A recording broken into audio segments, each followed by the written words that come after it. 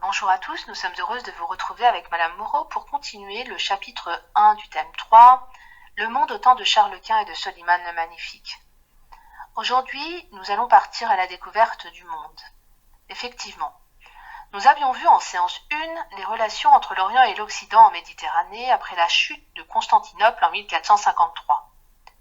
Cet événement va avoir des répercussions majeures sur l'ouverture croissante de l'Europe sur le reste du monde. Commençons.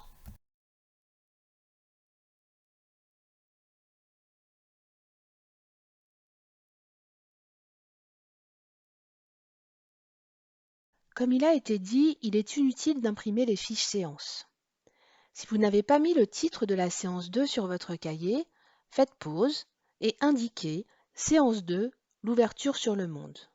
Notez également la problématique. Quelle transformation bouleverse le monde au XVIe siècle? Reprenons. Après la prise de Constantinople par les Turcs en 1453, comme indiqué sur votre fiche séance, les marchands européens cherchent de nouvelles routes vers l'Asie sans passer par les marchands musulmans. Effectivement, si vous regardez votre carte, l'Empire ottoman contrôle l'est du bassin méditerranéen et constitue un verrou pour les marchands européens qui souhaitent se rendre en Asie. C'est pourquoi les Européens, l'Espagne et le Portugal dans un premier temps, vont tenter de découvrir de nouvelles voies maritimes pour se rendre sur ce continent où se trouvent or et épices. C'est d'ailleurs l'idée développée dans l'extrait du film 1492 où Gérard Depardieu incarne Christophe Colomb. Regardons un extrait.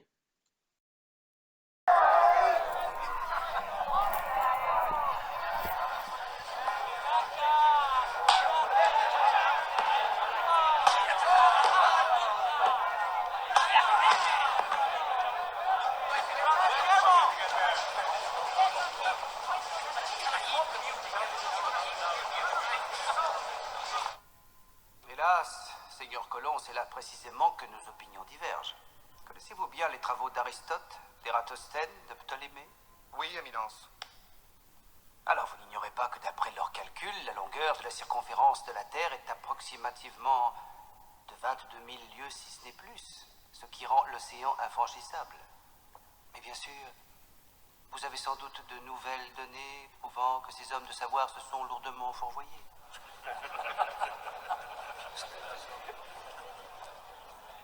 Vos Excellences connaissent-elles les déclarations de Marin de Tyr? Mais oui. Dans ce cas, vous savez aussi que ces thèses contredisent Ptolémée. De Tyr pense que l'océan ne fait que 750 lieues. Toscanelli, le Florentin, et le cardinal français Pierre d'Ailly tiennent tous les deux pour juste les calculs de Marin de Tyr. Par conséquent, la mer Océane peut être traversée. Silence. Silence, messire. Sommes-nous ici pour examiner cette proposition ou non? Alors supposons un bref instant que Marin de Tyr ait raison. Sénat Colomb, combien de temps durerait ce voyage selon vous? 7 semaines. 6 pendant la saison des alizés. Marin de Tyr se trompe, et son erreur a été redressée à maintes reprises au cours des siècles par les plus grands géographes. Votre voyage, ne vous en déplaise, prendrait 1 an. En admettant que vous traversiez cet océan et que vous réussissiez à gagner l'Asie, que ferait l'Espagne dans ces contrées? Du négoce, Votre Excellence. Si l'on en croit Marco Polo, le royaume de Chine est l'un des plus riches du monde. Là-bas, le plus modeste des édifices est couvert d'or. N'y a-t-il que cela qui vous intéresse? L'or? Non. J'apporterai à ces gens la parole divine et j'en ferai de bons et loyaux sujets de Castille et d'Aragon. Au lieu d'un simple royaume, l'Espagne deviendra un empire. Si le dessein de Dieu était de nous rapprocher de l'Asie, croyez-vous qu'il aurait attendu après vous pour le faire savoir au monde? C'est le fils d'un charpentier qui l'a choisi pour se révéler au monde. Ainsi donc vous vous considérez comme l'élu.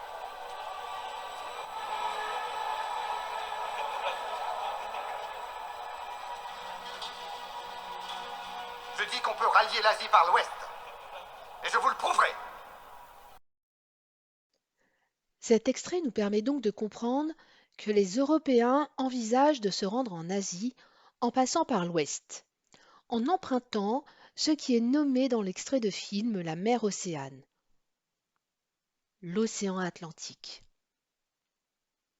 En effet, l'existence du continent américain est alors inconnue des Européens.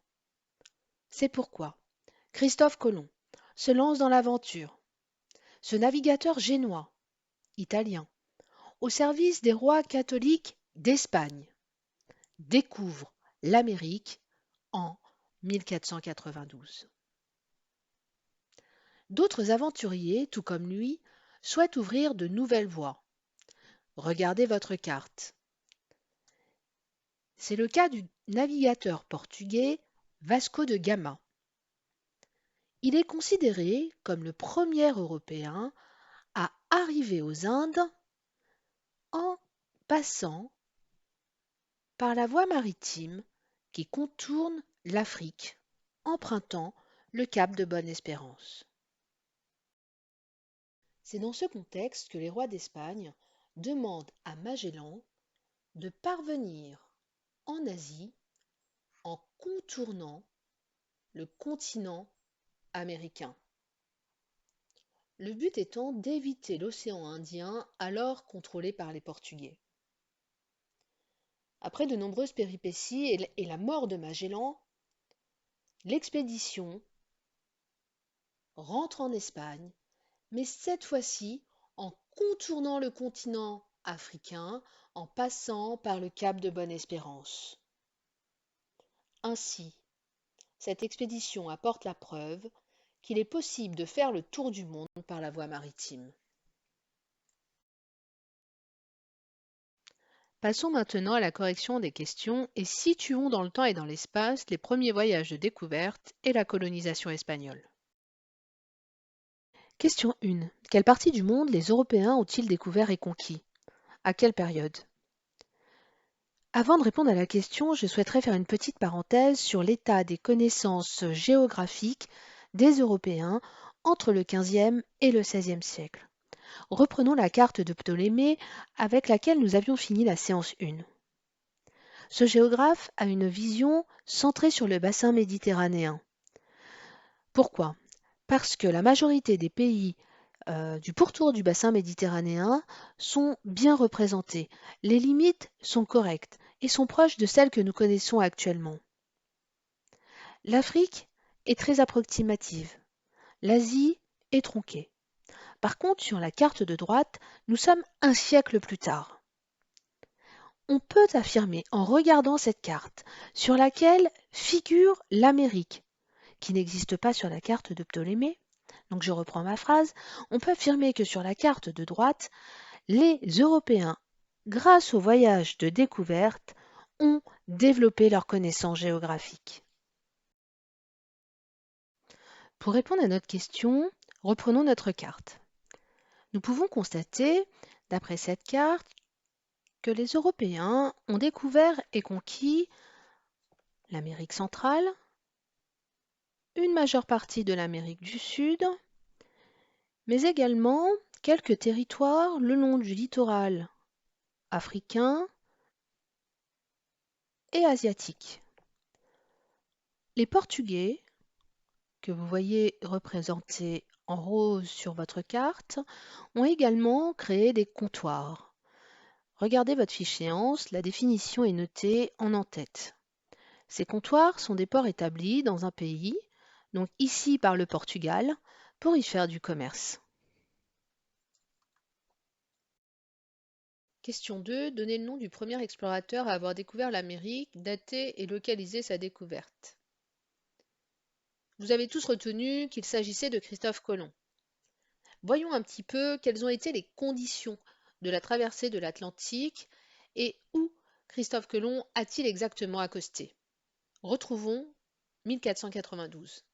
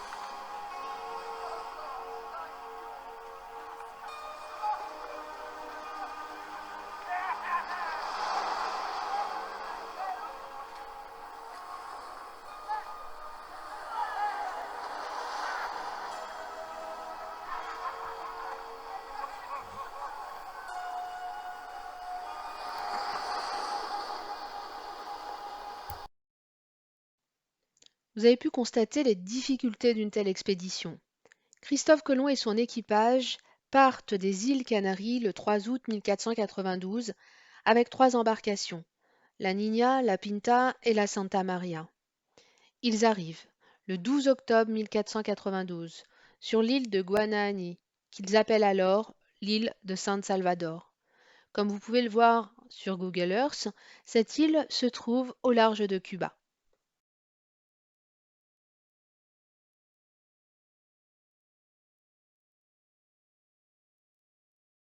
Question 3. Quelles sont les deux plus grandes puissances coloniales à cette époque? La carte parle d'elle-même.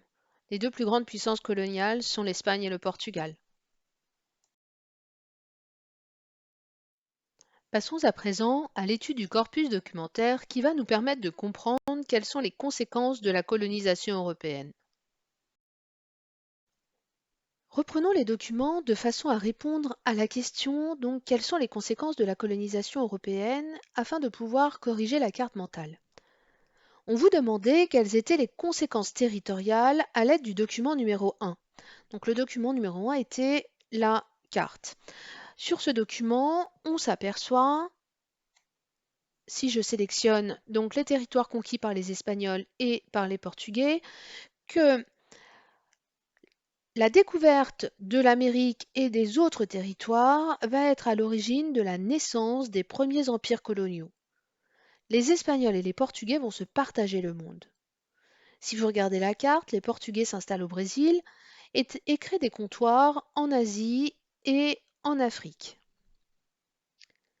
L'Espagne crée un vaste empire en Amérique centrale et en Amérique du Sud.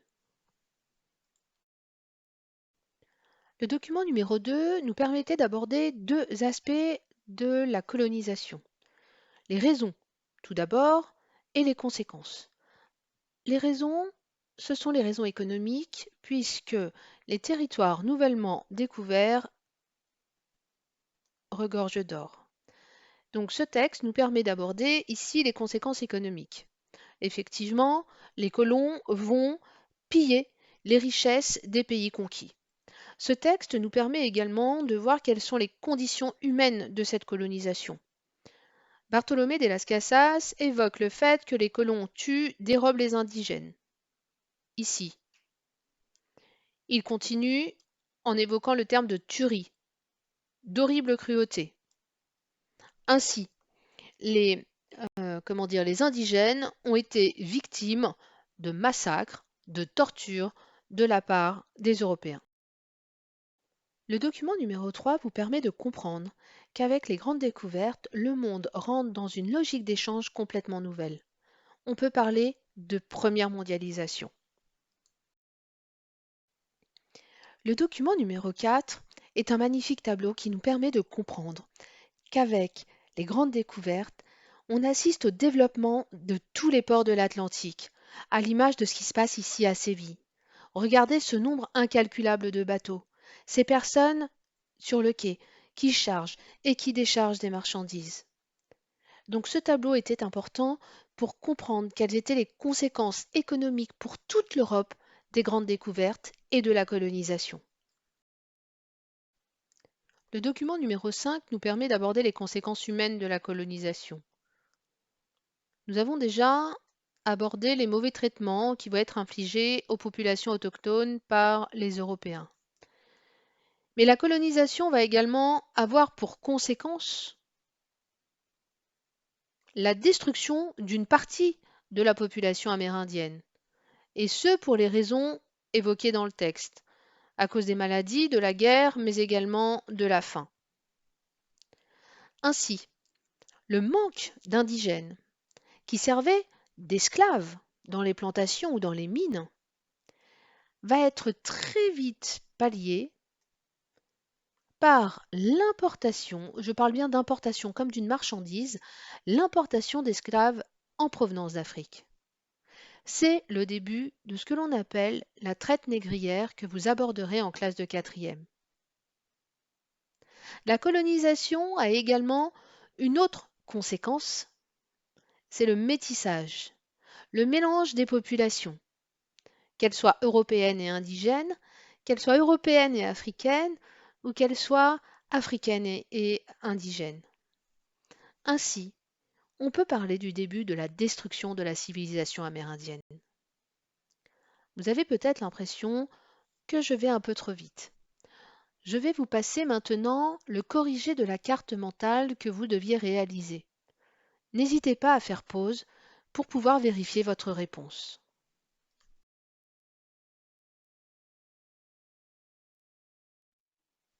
Question 4, question de synthèse. Quelles sont les conséquences de la colonisation par les Européens?